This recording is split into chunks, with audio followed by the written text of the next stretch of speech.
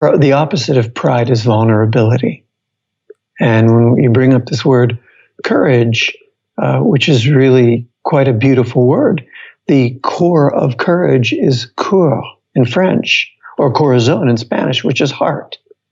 And when you bring up the word forgiveness, a lack of forgiveness, which really is the vehicle of rejection, because we can't let something go.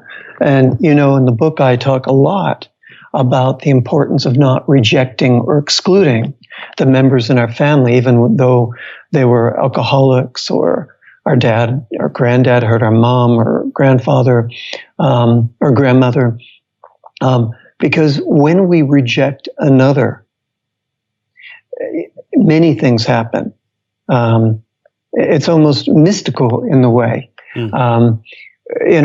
because what we try to push away inside us on a subterranean level continues. So it continues. For example, if we reject our parents, we unconsciously reject that behavior in that parent inside ourselves. And then we can't see when we're the same because we've disowned it.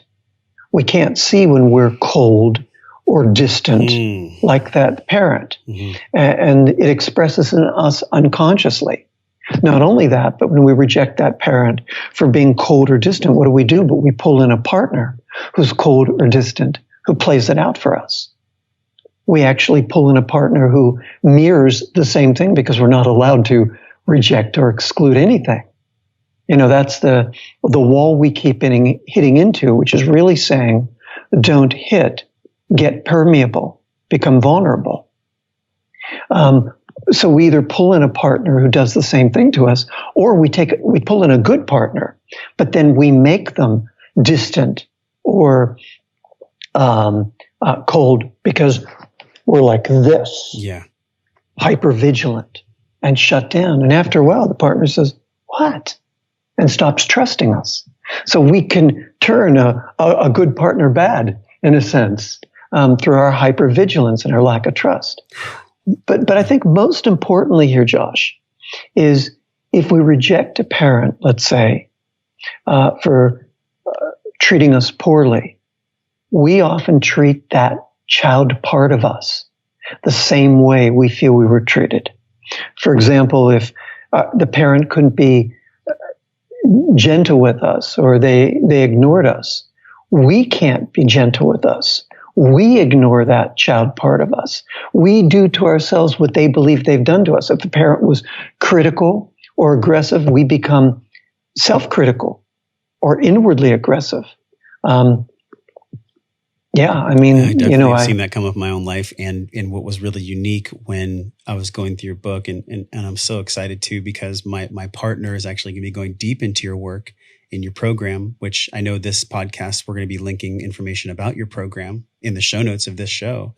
It's near and dear to my heart because, like, everything you're saying, Mark, for the past 3 minutes, it was just like boom, boom, boom. It was just hitting me because that is exactly what I've pulled in. I've pulled in this partner that's allowed me to see where I'm not free and whatever my projections are, and how I haven't healed my relationship with my father and how I get to do that. It's been like this recurring theme. And the thing that hit me the most that I know everybody feels, that is, we cannot reject something in our parent without actually seeing that within ourselves. We're rejecting ourselves as we're rejecting our parents.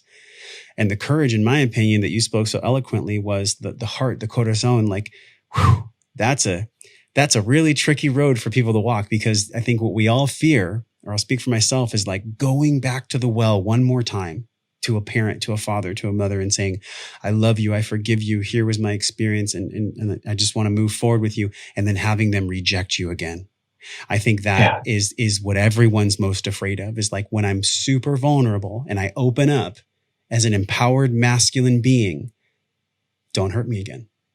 Yeah, so I want to talk about that. First of all, I want to say, we never throw ourselves in front of a moving train.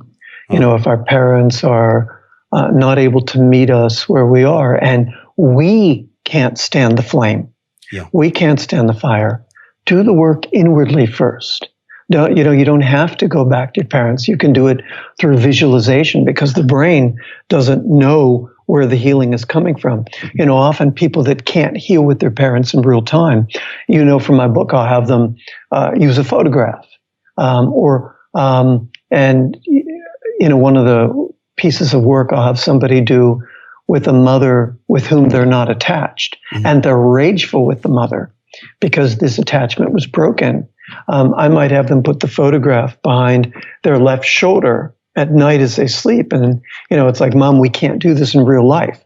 But at night, hey, Mom, please hold me when I'm sleeping so I can, be whole or complete or safe in my body. Teach me how to trust your love, how to receive it, how to let it in without taking care of you, just receiving. We can do the work without seeing our parents. We really can at first. But then if we're doing well, take the show on the road and then work with your parents in real life. That's important. But there's another thing too. Check out some of the videos on this screen that are perfectly curated based on the video you just saw. Make sure you follow me, and I'll see you in the next video.